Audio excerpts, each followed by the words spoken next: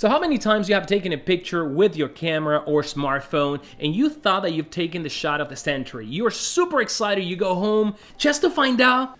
Now, look at this sorry, miserable, squashed thing. So in today's tutorial, I'm gonna show you how to turn an image like this one into an image like this one. All that information in how to do in Lightroom coming up.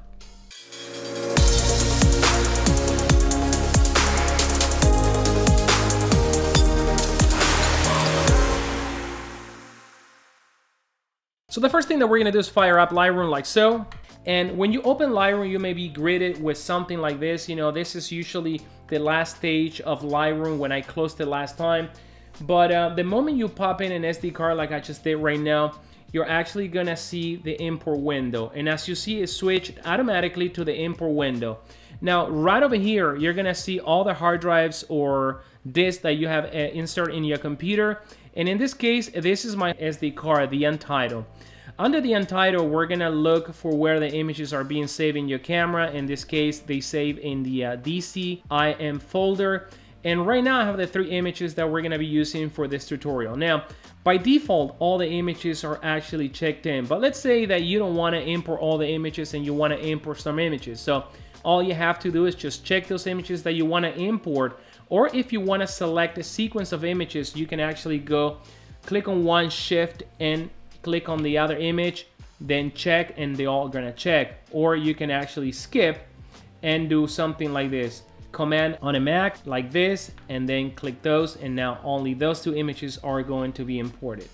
For the purpose of this tutorial, we're actually gonna select the 3 images, and the next thing that you have to do is actually decide where you wanna save these images. So we're gonna click right here, and right here, it is going to give me options where to save it, but we're gonna hit other destination because this is the first time that we're gonna be choosing a folder. So this window is going to pop, and you're gonna decide where you wanna save your image. We're gonna create a folder here called Lightroom Tutorial.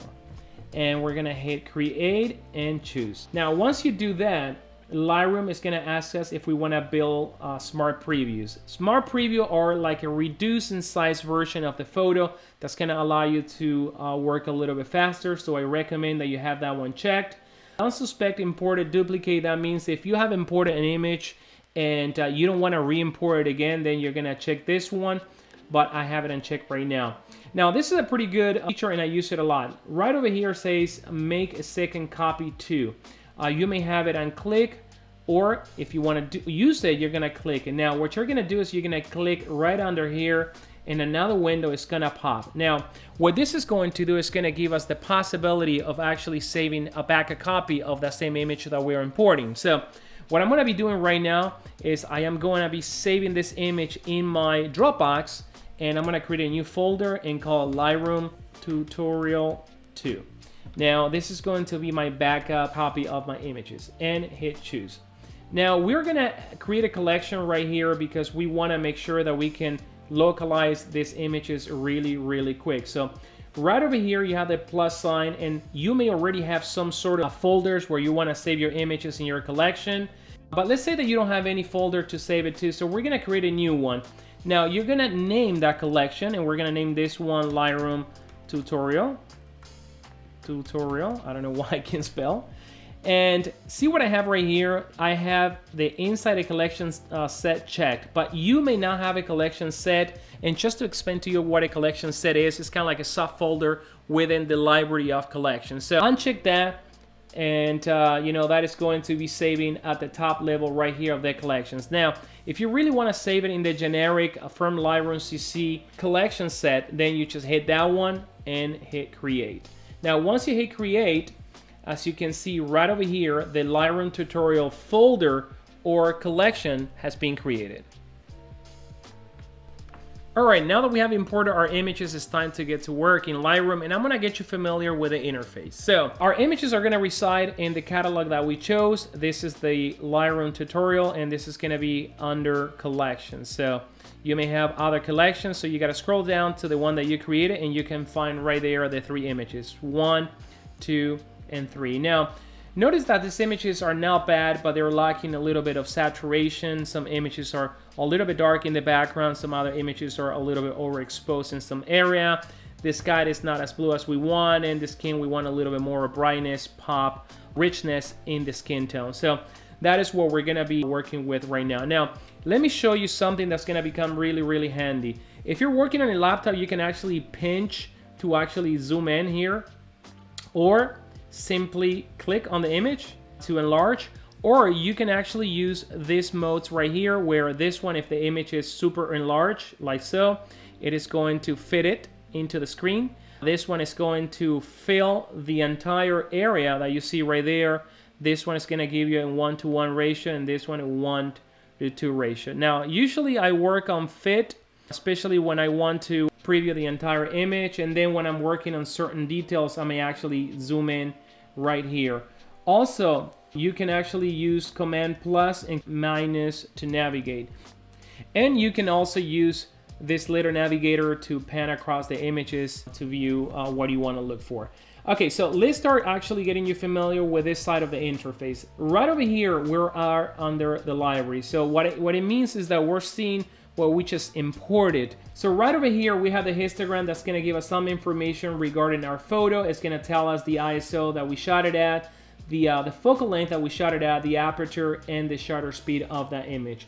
Now, notice that right here it says original plus smart preview. And again, remember, smart previews are images that are a little bit less heavy than the real picture, which is going to allow us to move faster. Now, when you render or export the image as a final result, Lightroom is going to use the original image to render the picture. Now, we're going to move really quick into the development module, and this is where you actually want to access. Now, you may not see it because you may have this thing clicked.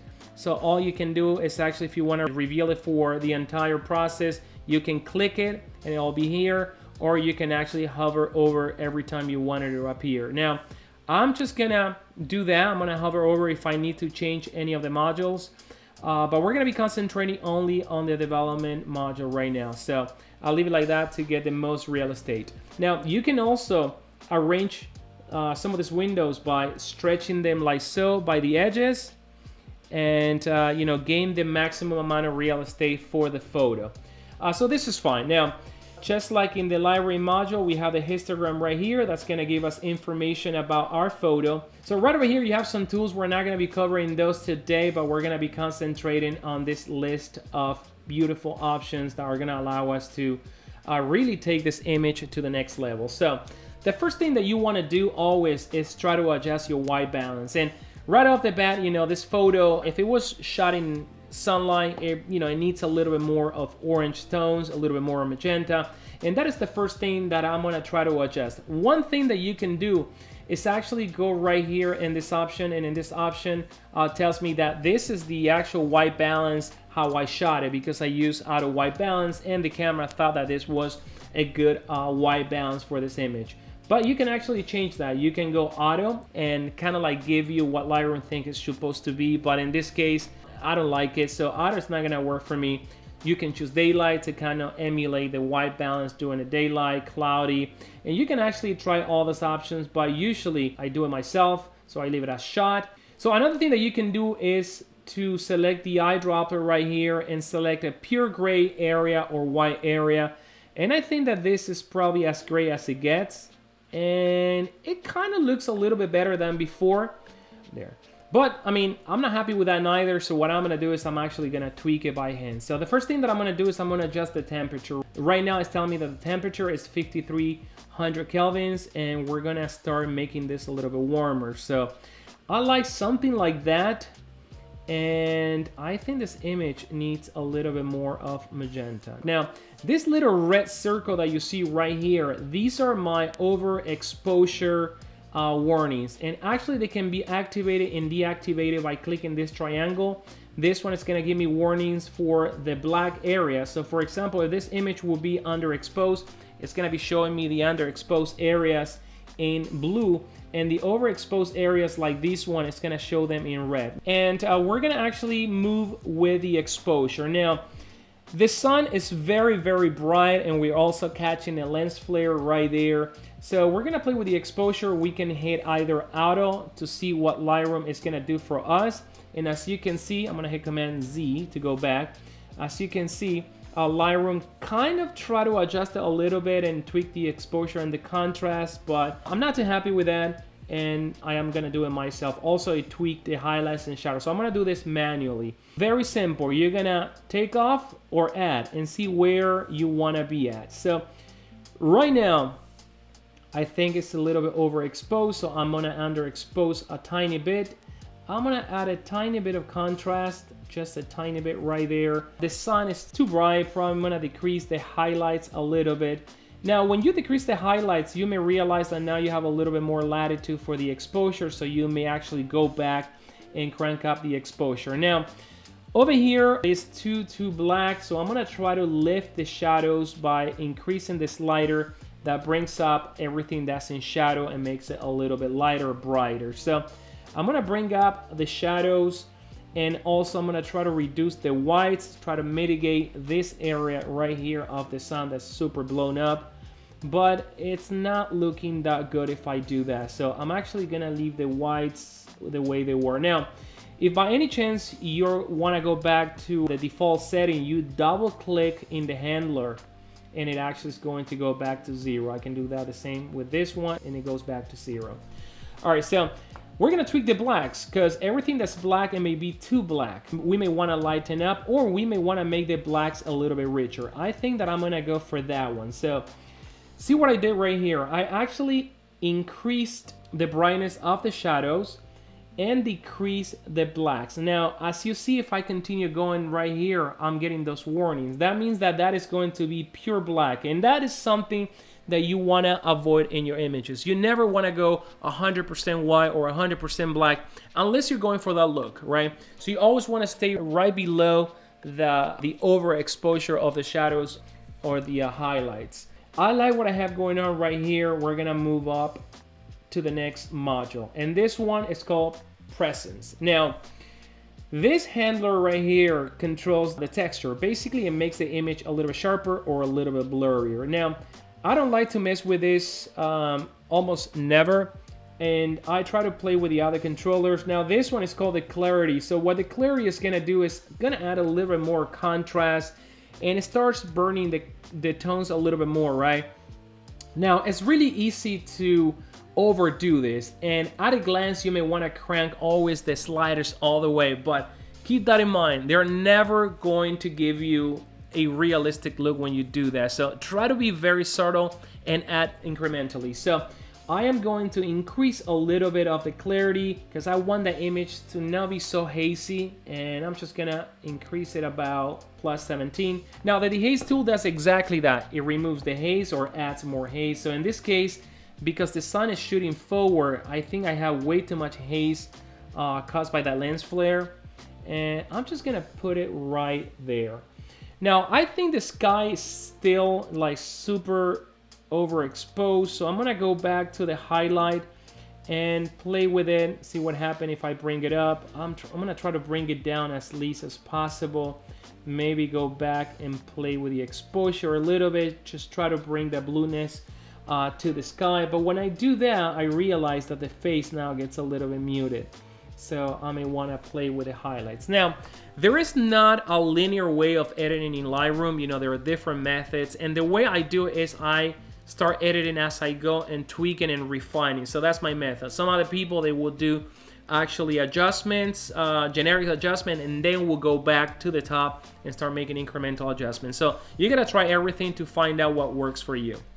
All right, so the next portion right here is going to be the vibrance. And the vibrance and the saturation, they're kind of similar, but they, if you realize, they target the tones and more selected tones rather than the entire image, whereas saturation, it cranks up the saturation of the entire image, and whereas this one is trying to protect the tone. So that is the beauty about the vibrancy. Now, as you see, the moment that I crank up the vibrancy, I'm starting to get that sky more where I want it. But what happened is that the skin tone now is oversaturated. So What I could do is I could try to desaturate it a little bit right here with the saturation handler.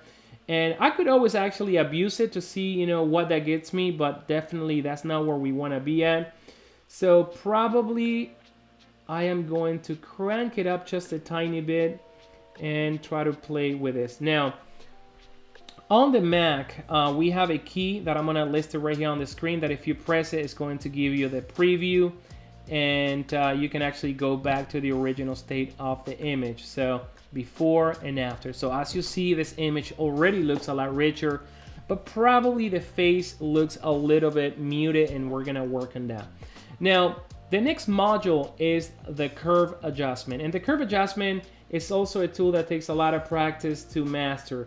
But the first thing that you gotta know is that it represents the shadows, the midtones, and the highlights. So right here, you have this little handler that you can lift or that you can move in this direction. So what this portion of the histogram represents is actually the shadows, the center represents the midtones, and this area represents the highlights. So if I want to increase the darkness of my shadows, I would actually drag it in this direction, and as you guys see, I'm getting those warnings that I'm going to deactivate right now, but definitely it looks completely underexposed and super black, and we don't want that. Now, if we want to go for that vintage photo look, we may want to actually crank the blacks to get that faded tone on the blacks. And if we want to actually decrease some of the lighting, we can also drag this down, and if we want to increase it, we do it in this direction. At a glance, this is how the curve module works, but definitely there's a lot more to it. Now, the beauty about the curve module is that you can actually assign points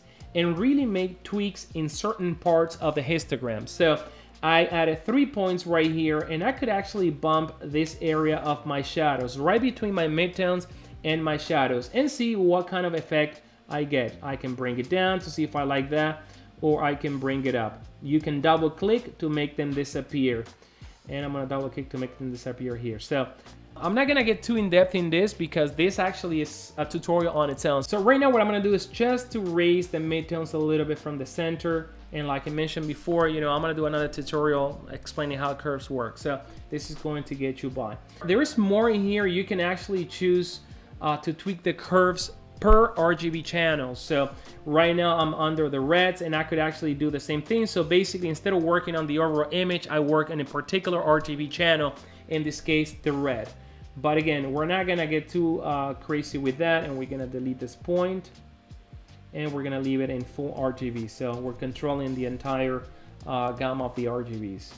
Now, next up, we're going to talk about the hue, saturation, and luminance module. And this is a very, very powerful module. So you can actually preview each stage of the module by clicking in the hue or saturation or luminance, or you can actually display them all by clicking on all, and you're going to get on the first portion, you're going to get the hue, then on the second portion, you're going to get the saturation, and the third portion is going to be the luminance. I actually tend to work this way, and to me, it's really, really nice working that way. Now, what the hue is going to do is going to change the hue of particular colors. So I don't like to start with the hue first. I like to start with the saturation.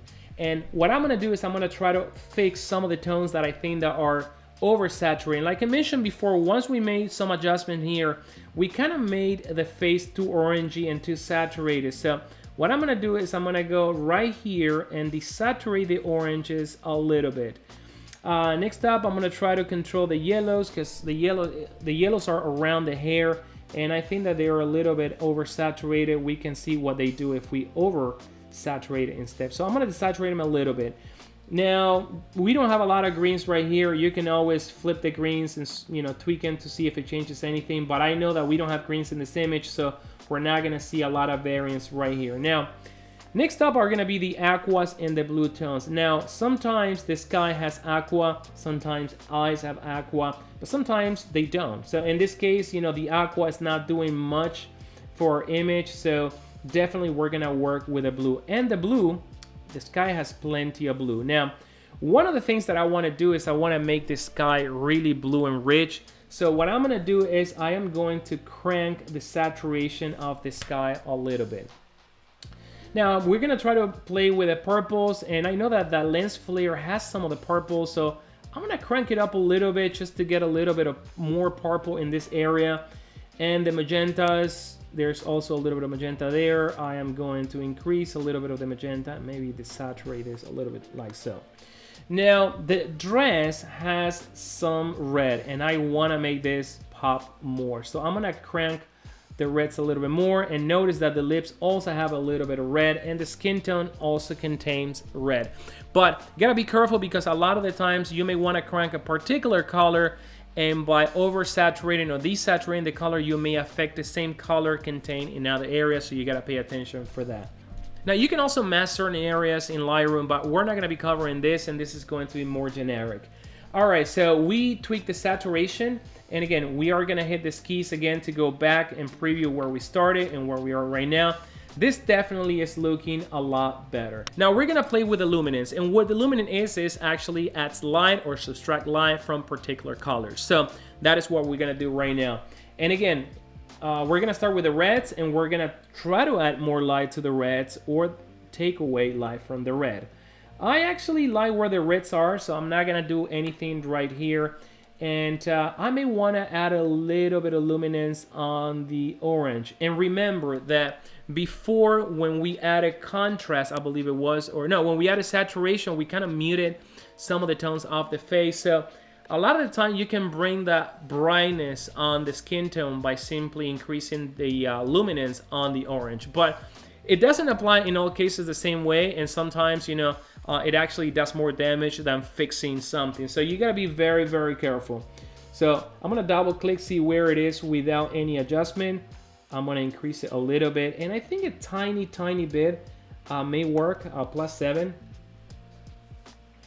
I'm gonna do exactly the same thing with the yellows, and as you see, I'm bringing more of that 3D pop on the arm and also a little bit of the highlights on the hair. So I'm gonna be just a little bit. Now the skin also has some yellow, and as you can see right there, if I decrease the yellow, you can see that I'm affecting some of the tones on the skin. But in this case, actually, I like a little bit more brightness on the skin.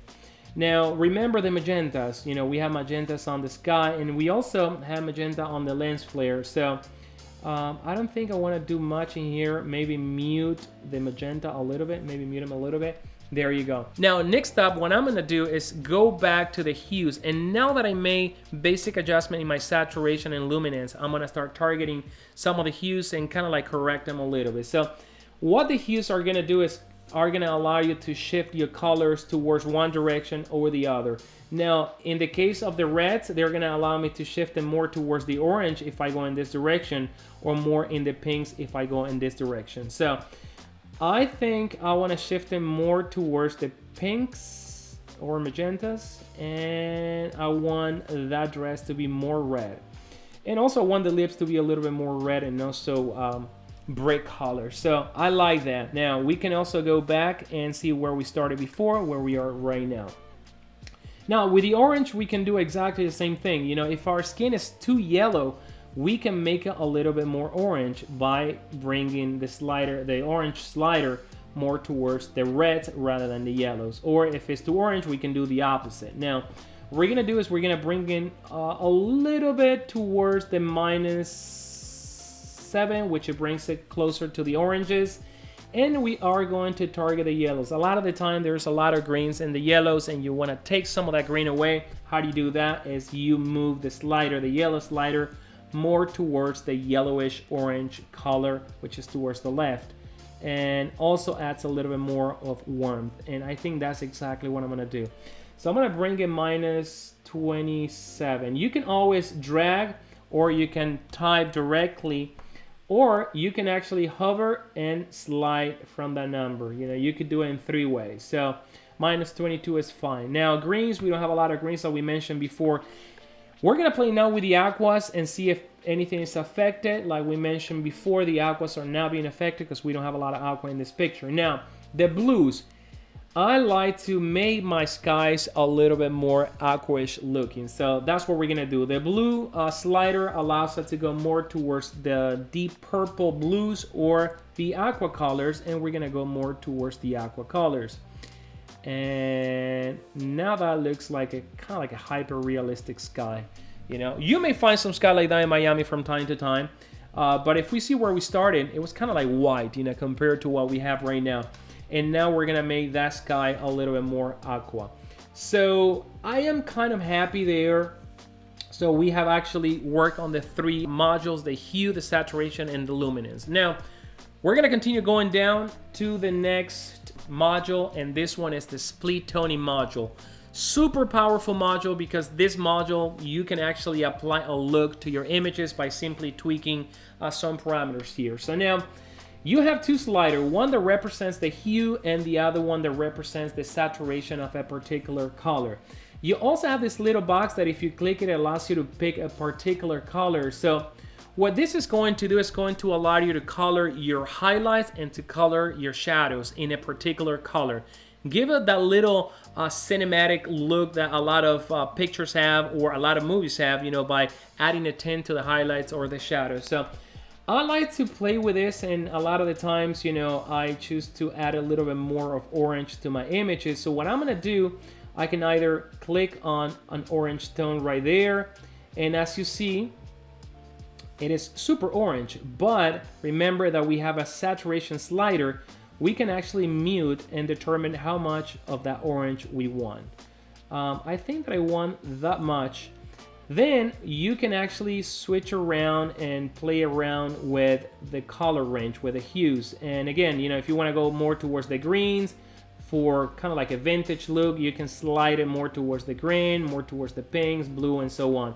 But I want to be more towards the oranges. And I think that I want to add is just a little bit. You also have this balance slider that is going to allow you to balance between the highlights and shadow, but we haven't tweaked the shadows. So for the shadows, I like to add a little bit of red. A lot of people like to go with that orange and teal look where, you know, they are orange on one side and teal on the other one. I'm going to show you that as well. So let's see, we want to go teal right here.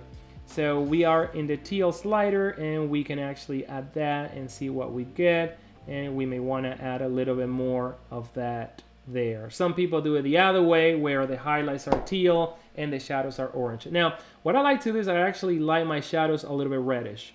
So I move it towards the red, either direction, that one or that one. Actually, that one looks like a little more pink. And you can actually add a little bit of red to your shadows. But a lot of the times, you know, I may actually choose to make it more purple instead of red.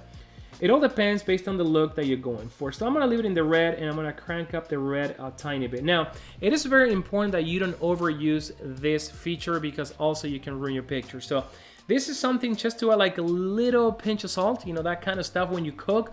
So do that. Now we're getting closer to the fine-tuning module, and this is the sharpening module. Now, by default, Lightroom gives you a tiny bit of sharpness.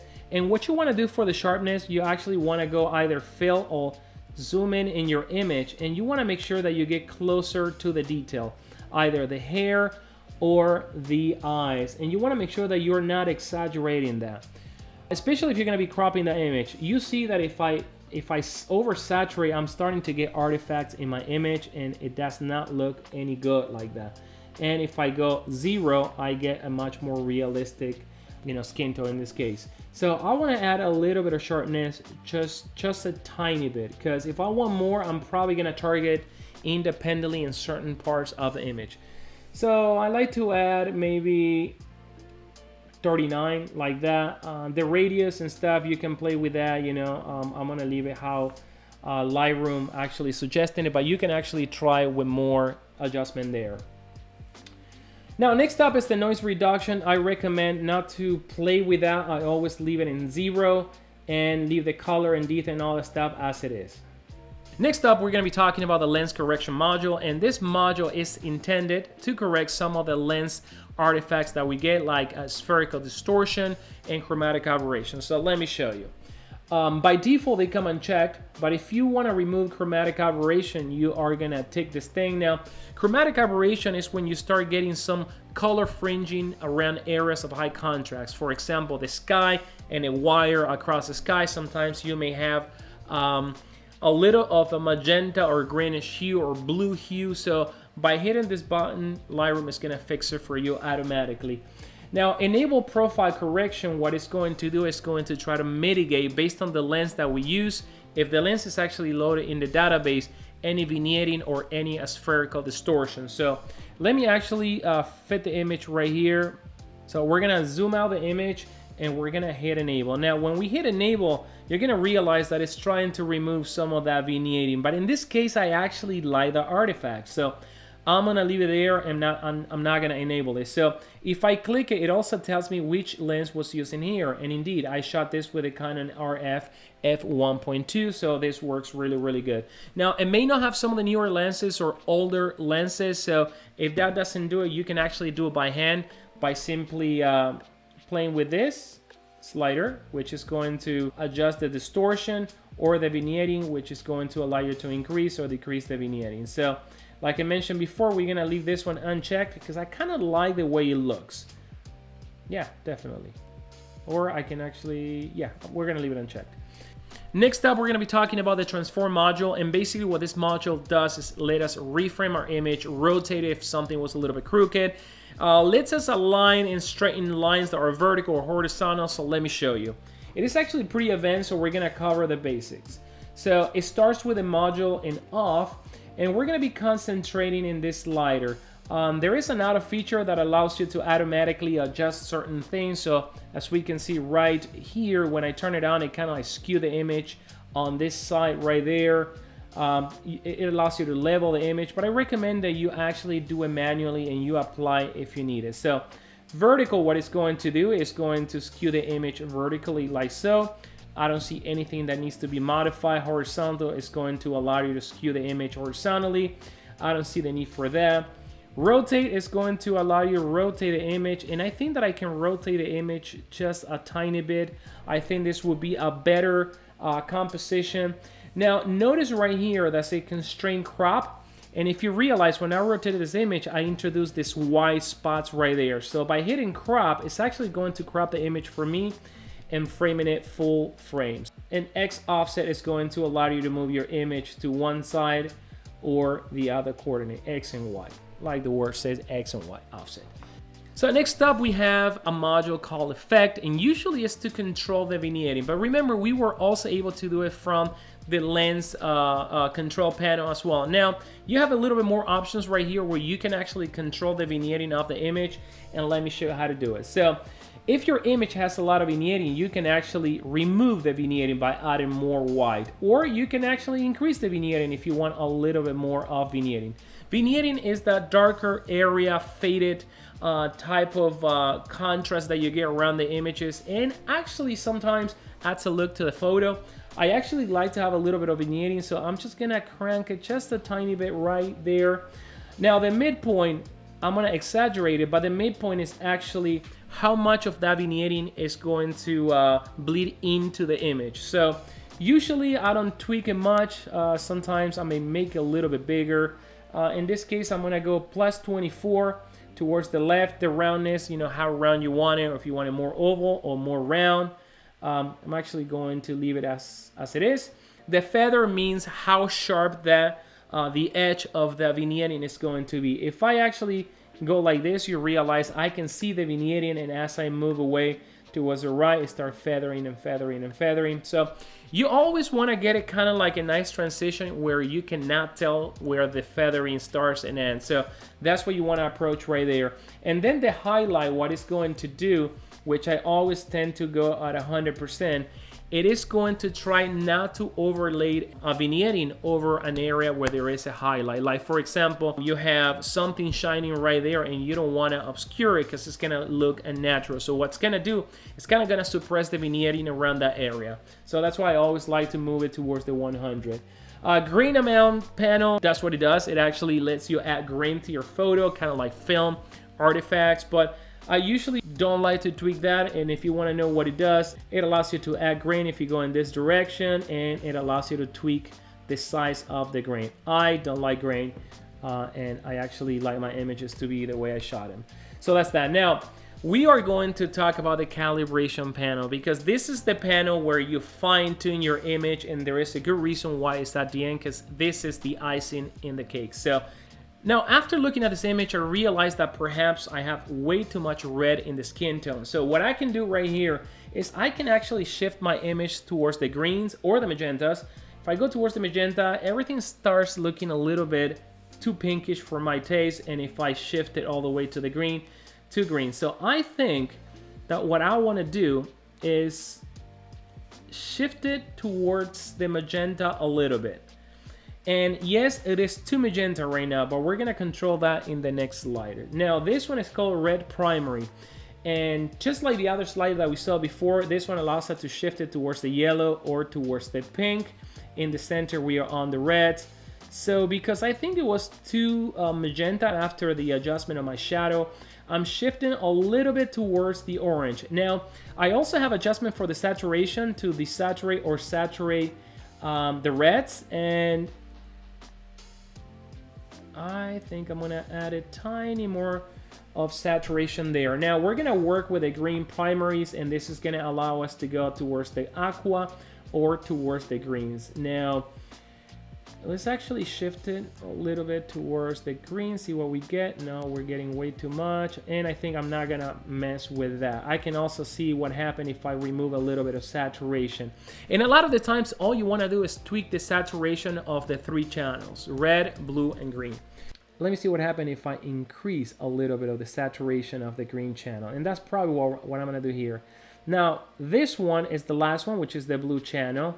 And what happened if I make it a little bit more teal? Kind of like what I'm seeing here. And what happened if I add a little bit of saturation? I'm probably gonna take away a little bit of the saturation there. Now, I finally have graded my image, and I can show what it looks now and what it used to look before the image. As you know, we actually changed the colors, graded, added more tones, more richness, fixed the sky, and so on, and now we have this image that it looks very, very good. Now, one of the things that you may want to do here is may want to go back and actually tweak things even more. So that is really up to you, but I recommend that you go softly throughout all the sliders, and if you have to go back again and retweak things, but don't try to grade with just a couple of sliders. Get to actually understand what every slider does, what every module does, and this way you're gonna get the most out of Lightroom. Alright guys, so this is the end of this tutorial. I hope you had enjoyed it. So if you have any questions or comment, don't hesitate to drop them down below. I'll do my best to answer all your questions. Also, if you have any topic that you may want me to do a tutorial for, feel free to drop him down and I'll do my best to create it. Guys, make sure to subscribe to the channel, hit that notification button, and until then, see you later.